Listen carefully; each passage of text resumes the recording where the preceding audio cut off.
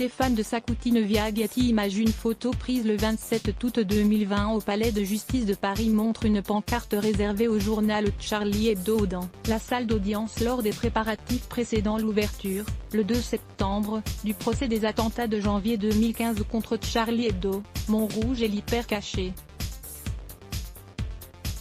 Photo de Stéphane de Sacoutine. AFP. Ce 2 septembre s'ouvre le procès des attentats de janvier 2015 contre Charlie Hebdo, à Montrouge puis à l'hyper caché. Leurs auteurs sont morts mais il reste tant de leurs complices, d'aucuns sous les verrous, d'autres en fuite et d'autres encore inconnus. Il en aura fallu du temps pour que la justice reconnaisse enfin le véritable rôle des femmes dans la radicalisation djihadiste. Jusqu'au milieu des années 2010, les femmes bénéficiaient en la matière d'un biais de genre selon lequel elles étaient d'office considérées victimes, incapables d'être des actrices du djihadisme seulement du fait d'être femmes. Au moins 2 d'entre elles sont venues changer la donne. Asnaït Boulachen, cousine d'Abdelhamid Abaou, a œuvré pour lui faciliter la tâche ainsi qu'à ses complices dans la commission des attentats du 13 novembre 2015 à Paris et au Stade de France, signalée à la police par l'une de ses proches, Sonia, qu'elle avait cru contraindre au silence. Asnaït Boulachen a trouvé la mort dans l'assaut contre son appartement de Seine-Saint-Denis où Abaou, devenu l'ennemi public numéro 1, avait trouvé refuge après ses forfaits. Autre actrice du djihadisme au féminin, Hayat Boumediene est toujours en vie, en fuite quelque part.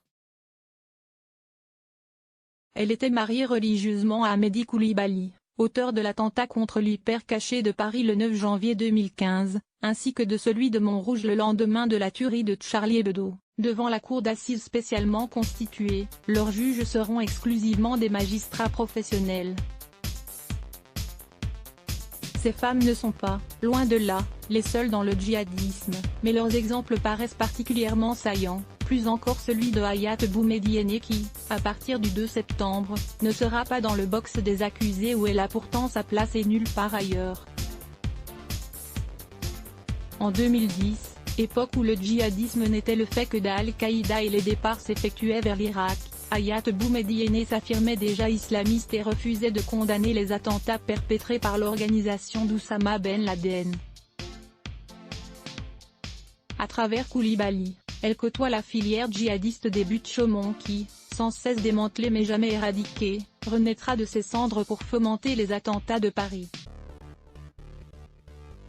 Lors de ce procès, la filière sera bien représentée parmi tous les VIP du terrorisme qui comparaîtront, que ce soit comme accusé ou en tant que témoin. Jamel Bégal, Farid Benietoué, en visioconférence depuis sa cellule, Peter Cherif, tout prédicateur et mentor des Kouachi ainsi que de Koulibaly.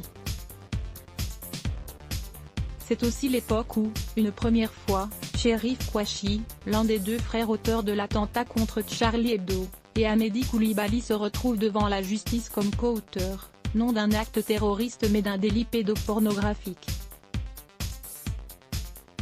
Le premier forfait de leur association de malfaiteurs. Quant à leurs compagnes respectives, Izana Hamid et Hayat Boumediene, elles s'entendent et se coordonnent déjà de longue date, mais à n'en pas douter, devant ces juges, Izana Hamid citée en tant que témoin déclarera sous serment ne rien savoir, n'avoir rien vu et avoir toujours pratiqué un islam modéré. Dans la préparation des attentats de Montrouge et de l'hyper caché, Hayat Boumediene aura été tout sauf une spectatrice. Elle a su obtenir les fonds dont avait besoin son compagnon, louer et acheter des voitures en escroquant les concessionnaires, en un mot être le soutien logistique majeur des premiers attentats de Daesh sur le sol français. Après la mort de Koulibaly, c'est sans difficulté qu'elle a pu échapper au radar et gagner le califat, où elle se dira ravie de vivre sur une terre régie par les lois d'Allah et non par des lois inventées par les hommes.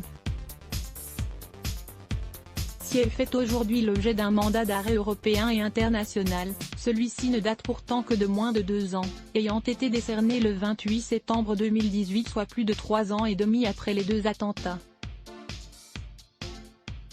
Le pire, c'est que la France a eu sa chance de faire comparaître Hayat Boumediene devant ses juges, mais l'a laissé passer. capturée en Syrie par les forces kurdes qui ont contribué à faire tomber le califat de Daesh, emprisonnée au camp de Halol, elle a réussi à s'en évader. C'était tout le sens de ma demande de rapatriement des djihadistes français, non tant par indulgence que pour permettre à nos magistrats de les avoir sous la main et pouvoir les juger, amenant ainsi aux victimes la justice qu'elles appellent de leur vœu depuis 5 ans.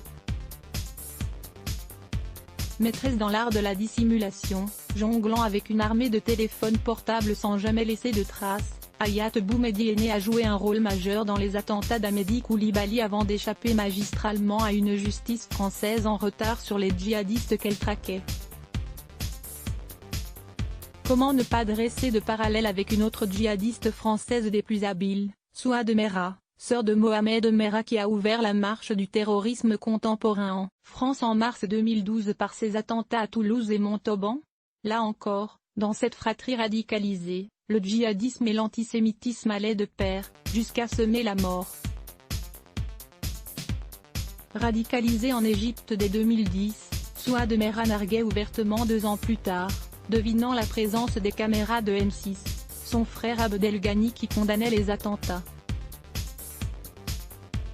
Vantant Oussama Ben Laden et l'antisémitisme, elle s'affirmait fière de son frère terroriste.